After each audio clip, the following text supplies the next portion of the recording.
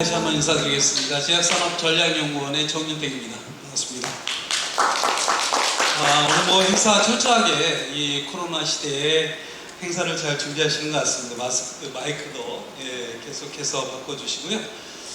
어쨌든 오늘 최근 뉴스를 보니까 또 우리가 아까 이제 허 대표님께서도 말씀을 하셨지만은 새로운 지표들을 계속 만드는 것 같아요. 2009년에 소위 말해서 이제 10대의 제약 바이오 산업 자체가 10대 산업으로 부각됐다가 2018년에 8대 산업, 그래서 2019년에 빅3 산업으로 부상을 했죠.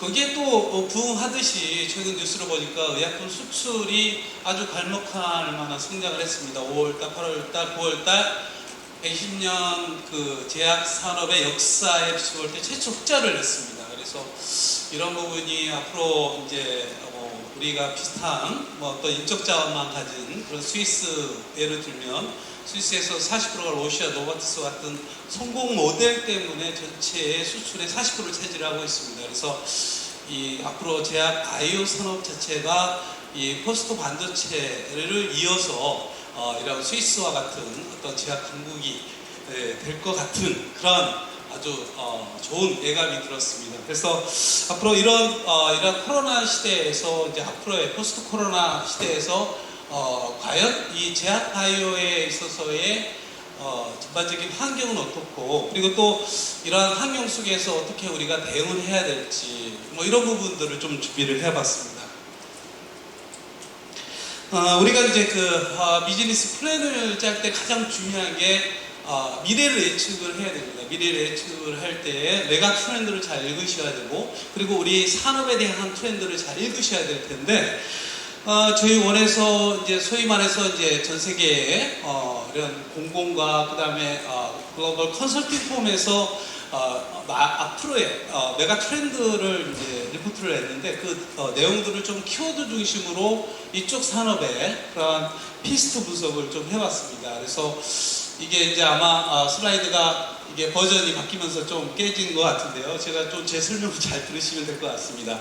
정치적으로 이제 GVC, 글로벌 밸류 체인, 트럼프와 중국 간의 그러한 무역 전쟁 때문에 사실은 보호무역을 중심으로 자국을 이익을 따졌지만은 어쨌든 미래는 중요한 부분이 뭐냐면 국가 간의 역할과 협조가 굉장히 중요하다는 것이죠. 정치적으로 볼 때. 그래서 지금 코로나도 어떻습니까? 국가적으로 공동의 어떠한 연구 개발이라든가 협조, 공급 이런 부분이 굉장히 활발하게, 물론 이제 백신 민족주의 때문에 미국과 유럽을 중심으로 분할해서 개발을 했기 때문에 그 국민에 대해서만 투여를 해야 된다라고는 하지만 또 그 한편에는 나머지 국가들은 또 WHO를 중심으로 국가에 대한 그런 백신 공급에 대한 공조 협조가 또 이루어지고 있는 측면이 있습니다.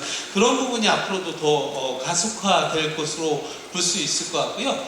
그리고 또 정부는 이와 같이 제약 바이오 같은 첨단 산업을 중심으로 일자리 창출을 위한 국민들을 계속해서 정치적으로 할 것이다 라는 것이 이제 트렌드인 것 같습니다. 그 다음에 이제 경제적으로는 어쨌든 아시아가 굉장히 급부상을 할 것이다. 거기에 이 중산층이 같이 성장을 하면서 역할을 하는 그런 측면들을 보이고 있고, 이런 해외 글로벌에 대한 투자 이런 부분들이 경제적인 측면, 특히 이제 제약 바이오 같은 그런 기술이 급속하게 성장할 것으로 판단되고 거기에 따른 경제적 가치도 확대될 것이다. 이렇게 예측을 할 수가 있을 것 같습니다.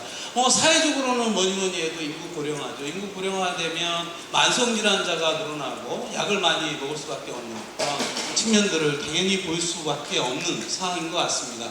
기술적인 측면에서는 새로운 치료법이라든가 시작 개발, 그 다음에 융복합, 특히 여기에는 이제 빠졌긴 했지만은 소위 그다음 빅파마를 위협하는 부분들이 뭐냐면 바이오벤처들과 같이 혁신 기술을 가진 그런 그들이 굉장히 또 위협을 주고 있다는 측면들이 있습니다. 소위 말해서 컨텀 점프하는 그런 비즈니스 모델들이 탄생을 하고 있다는 것이죠.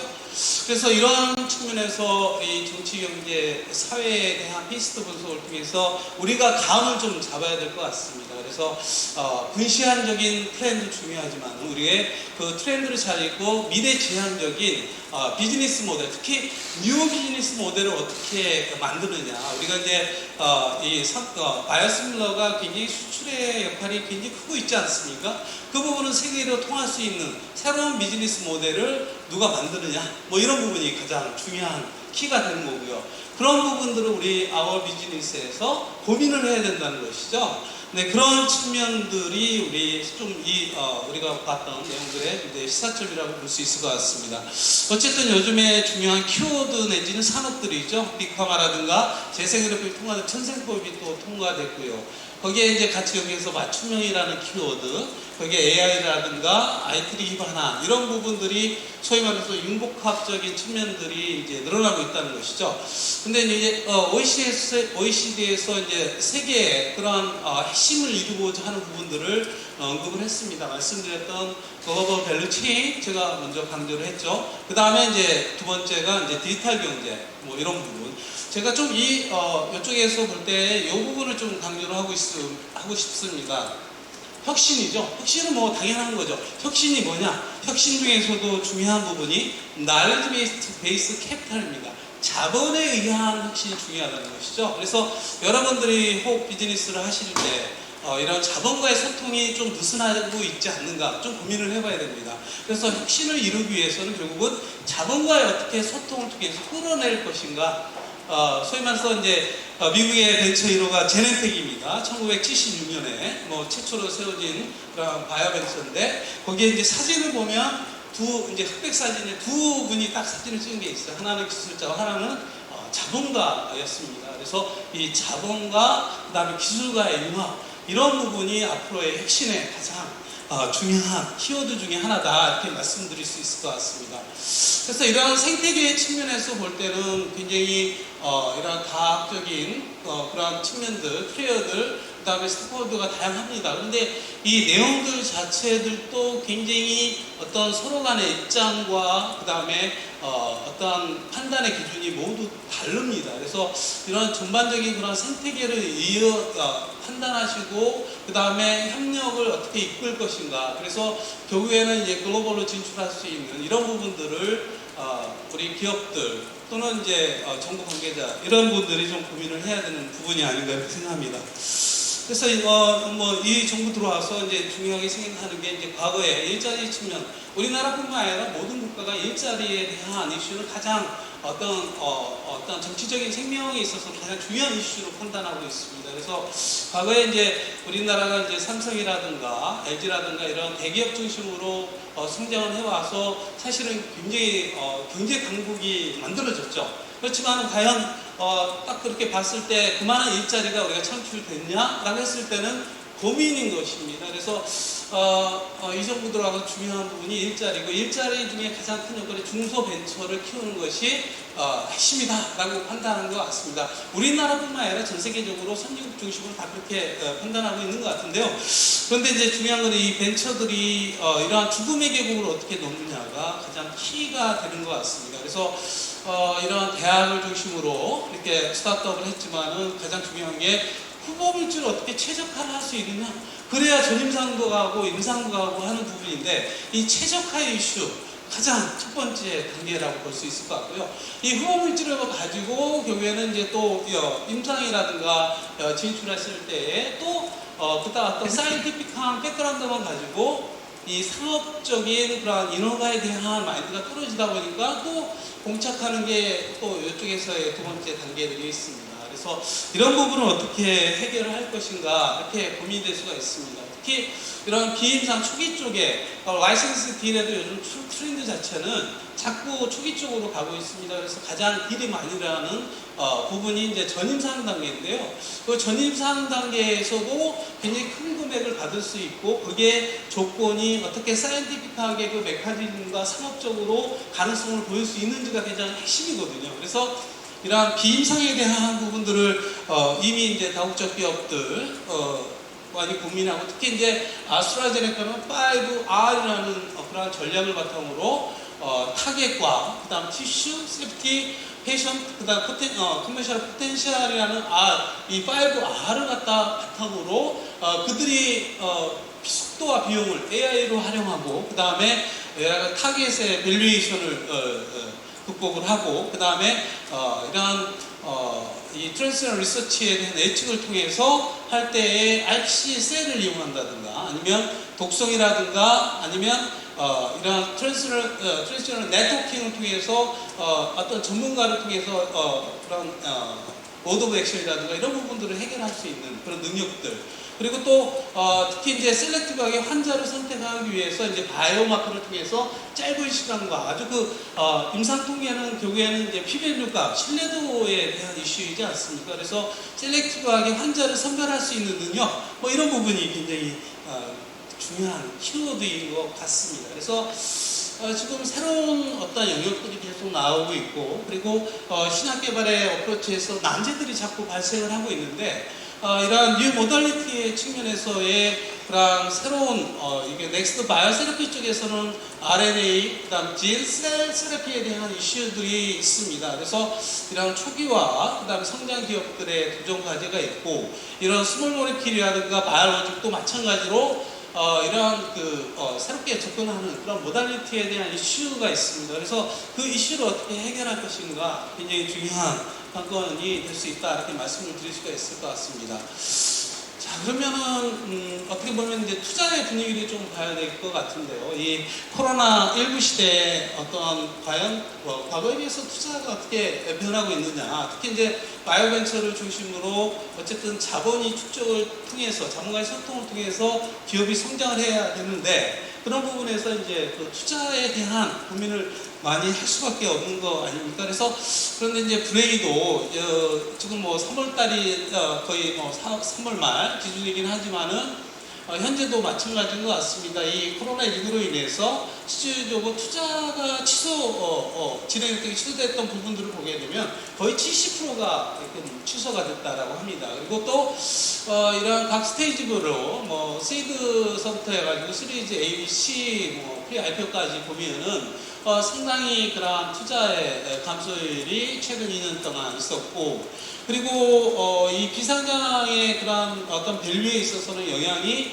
상당히 98%가 상당히 감소된 것으로 이렇게 이 투자 분위기는 나오고 있는 것 같습니다. 그래서 영향이 앞으로도 2020년에는 결코 좋은 예측치를 보이고 있지 않다. 뭐 이런 부분입니다. 물론 이제 이 설문이라는 게 이제 어떠한 기업의 입장에서 상황에 따라서 변할 수 있겠지만 어쨌든 뭐 최근에 그런 상황들을 볼 때는 그런 분위기인 것 같습니다. 그래서 실질적으로 어떤 VC들이 투자한 내용들을 보게 되면 이제 소폭 이제 분기로 봤을 때 1분기 때 보면 이제 소폭 감소하는 것으로 보이는데 이 슬라이드에 이제 글로벌 측면에서 비교해 보면은 그래도 좀 나은 편입니다. 그래서 그런데 이제 중요한 부분은 기존에 이제 ICT와 바이오를 비교를 했을 때 예전에 이제 ICT 중심으로 투자가 가장 많이 이루어졌는데 이 패러다임이 이런 바이오 쪽으로 많이 넘어갔다. 가장 투자가 그래도 많이 일어나는 부분이 바이오다.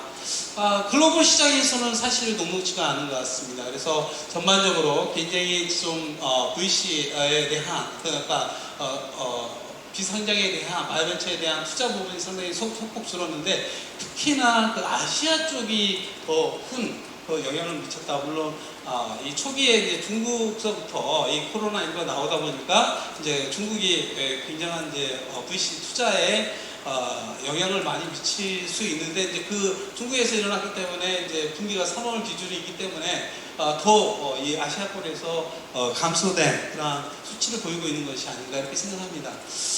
자 그렇다라고 하면은 이 포스트 코로나 시대에 보면은 미국의 그런 경제지에서 한 8대 미래의 그 포스트 코로나 시대가 변화된 그런 내용들을 언급을 하고 있는데요. 우선 이제 언택트죠. 언택트에 대한 부분들, 그 다음에 디지털에 대한 인프라가 확충될 것이며, 그 다음에 이제 IoT라든가 빅데이터가 좀 더 활용될 수 있는 그런 부분들, 그리고 또 이쪽 업계에 대한 이쪽 분야에 대한 것도 이제 언급이 되고 있는데요. 신약 개발에 있어서의 AI, 그 다음에 이제 텔레메디슨, 원격 의료에 대한 이슈가 이제 계속 확대될 것이다. 이렇게 얘기를 하고 있습니다. 온라인이라든가 아니면 이제 로봇에 의존하는 그런 부분이 늘어날 것이고, 디지털이 당연히 그런 이벤트가 많이 일어날 것이며, 그래도 이제 스포츠가 직접 눈으로 보는 것보다는 e스포츠가 좀 더 확대되는 그런 측면들을 보인다, 이렇게 얘기를 하고 있습니다. 이런 부분이 이게 지금 4월 달에 발표하는 내용들인데, 점점 더 우리 그 실생활에 정치, 경제, 사회, 문화 전반적으로 그 영향을 미치고 있는 것 같습니다. 자, 이제 뭐 여기 내용도 보면 이제 정부에서 제가 이제 모두에 말씀을 드렸지만은 이 빅3 산업을 중심으로 시스템 반도체, 미래차인데 뭐 어쨌든 바이오 스타트업에 가장 잘 맞는 부분이 바이오헬스인 것 같습니다. 실적으로 빅3 분야에서 이제 보게 되면 가장 많이 이제 정부에서 선정 지원됐고, 2차 때는 더더욱 이쪽에 이제 어떤 벤처가 참여하기에는 너무 진입장벽이 높지 않습니까? 그런데 그에 비해서 이 바이오헬스는 굉장히 하나의 신선한 아이들이 핵심적인 기술만 가지고도 창업을 할 수가 있기 때문에 이쪽의 예산들이 상당 부분 이런 바이오헬스로 넘어가고 있다, 이렇게 보여주는 자리인 것 같습니다. 그래서 어쨌든 2019년 5월 달을 계기로 빅3 산업으로 부각이 됐고, 이 포스터 반도체가 결국에는 이런 바이오헬스에 굉장히 집중하고 있는 것이 아닌가. 특히 뭐 여러분 아시겠지만은 뭐 삼성이라든가 예전에 IT에서의 신화들을 이쪽에서 다시 재창출을 하려고 진출을 하고 있지 않습니까?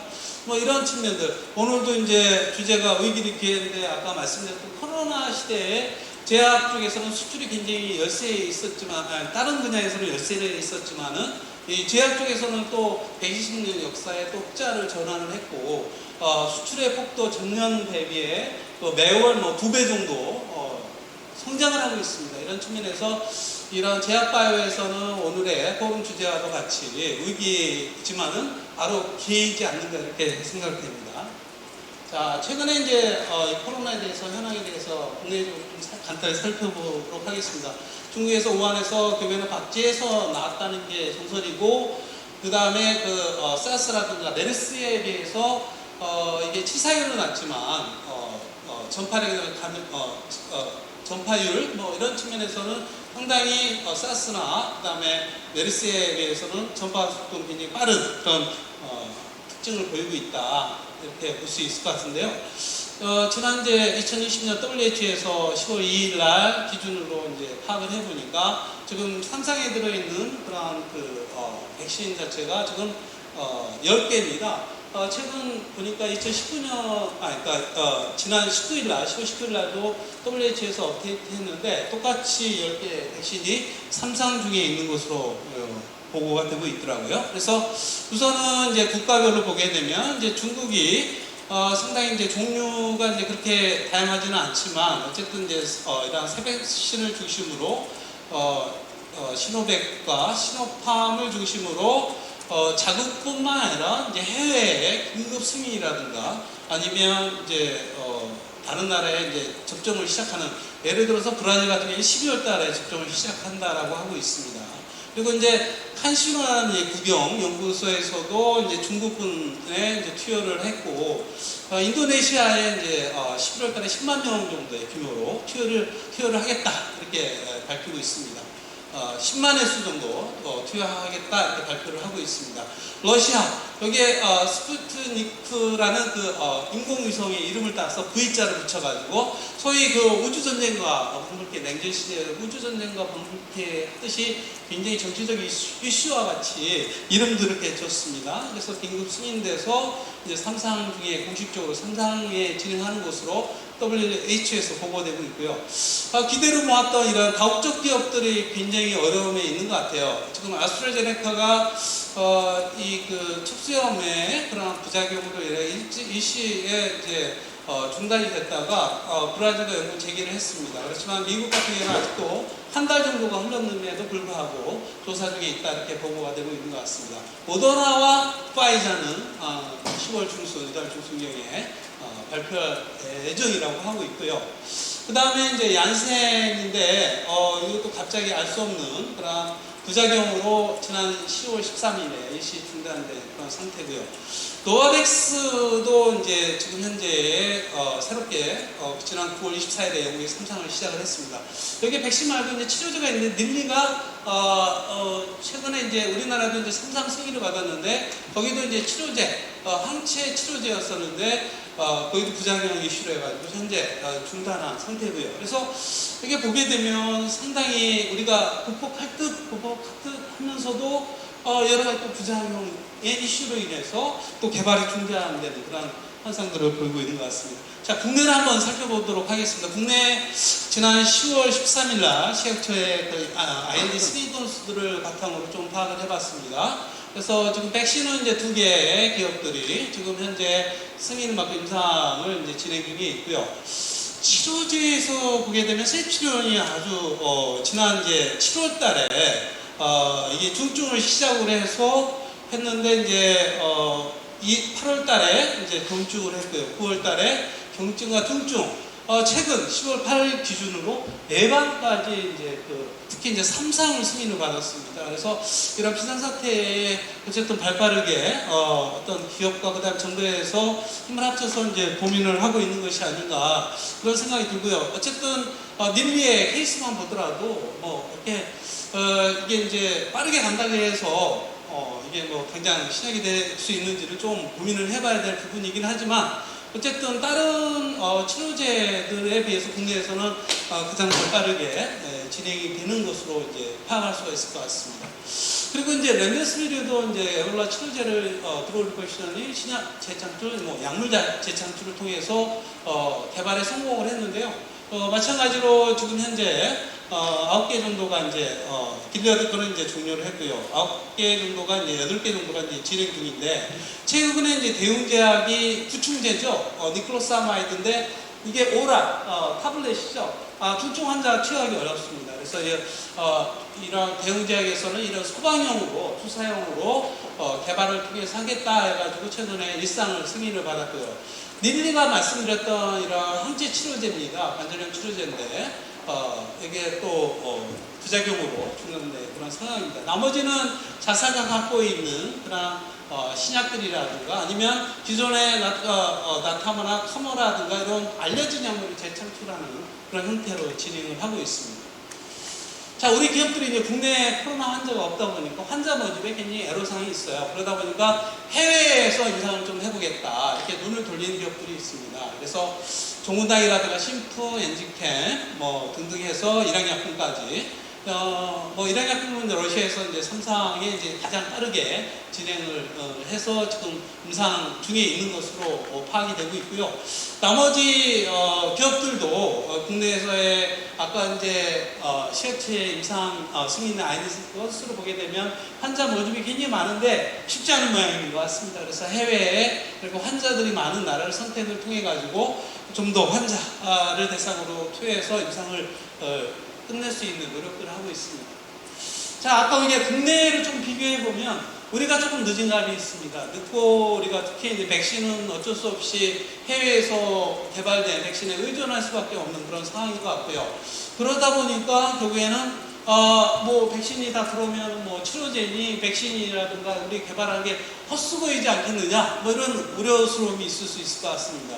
그렇지만 최근에 이 대통령님께서 발표했습니다. 백신 치료제가 수입해도 끝까지 자체 개발을 성공시킬 것. 이 얘기인즉슨 뭐냐면 정부에서는 어쨌든 우리 기업들이 개발하는 것들을 끝까지 지원을 아끼지 않겠다라는 그런 의지를 보이고 있는 것 같습니다. 그래서 물론 이제 앞으로도 이제 여러 가지 뒤에서 잠깐 말씀을 드리겠지만은 이 감염증이라든가 신종에 대한 바이러스라든가 계속 출현하고 있지 않습니까? 그래서 이런 어떤 위기, 분명 위기죠. 그런 위기를 우리가 이번에 어떤 시스템적으로 좀 더 우리가 방역의 해방력이 잘 성공할 수 있었던 가장 큰 요인 중에 하나가 이 메르스에 아주 호되게 당해서 그렇게 정부에서도 그런 시스템이 성공적으로 적용했다 그런 얘기도 있습니다. 그래서 우리가 이제 위기 속에서 한번 그런 경험 축적을 하면 그런 또 기회를 만들 수 있는 것이 바로 과거를 통해서 나오는 것이 아닌가 이렇게 생각될 수 있을 것 같습니다.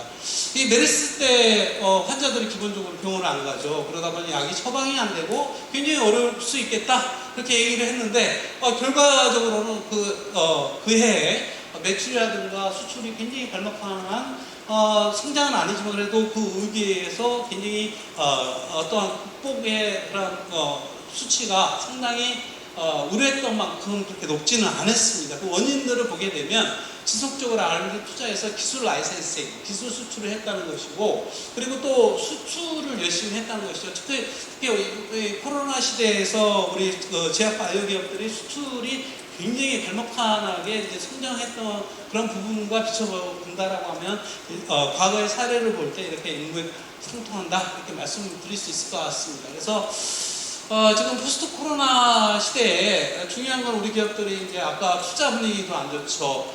여러 가지 이제 환경적인 요인들 속에서 경제적으로 자본과의 소통하기는 굉장히 어려운 상황입니다. 그러다 보니까 기업들이 가장 먼저 선택할 수 있는 게 고용을 줄이고 그 다음에 R&D 비용을 축소하는 게 가장 일반적으로 첫 번째 선택하는 그런 부분인데요. 그렇지만 이제 과거에 메르스라든가 이런 사례를 보고 정부의 의지를 본다라고 하면은 이렇게 미래지향적 관점에서 이 수출과 그 다음에 연구개발의 노력들을 우리 기업들이 지속적으로 해야 되는 것이 아닌가 이런 측면이 있고요. 그리고 정부 차원에서는 글로벌 밸류 체인 그런 측면, 국제협력과 공조를 통해서 이런 같이 백신이나 치료제 개발을 할 수 있도록 같이 공조하는 부분이 다리를 놔달라는 것이죠. 우리 국내 기업들이 자체 인하우스에서만 하기에는 또 한계점이 있으니까 다른 나라에 좀 앞서가는 기업들과 연구 개발이라든가 이런 게 할 수 있도록 좀 다리를 놔줄 수 있는, 그리고 또 거기에 R&D 투자의 대규모로 앞으로도 확대한다고 했듯이 이런 부분에 같이 연동해서 하면 좋지 않을까 이렇게 생각합니다.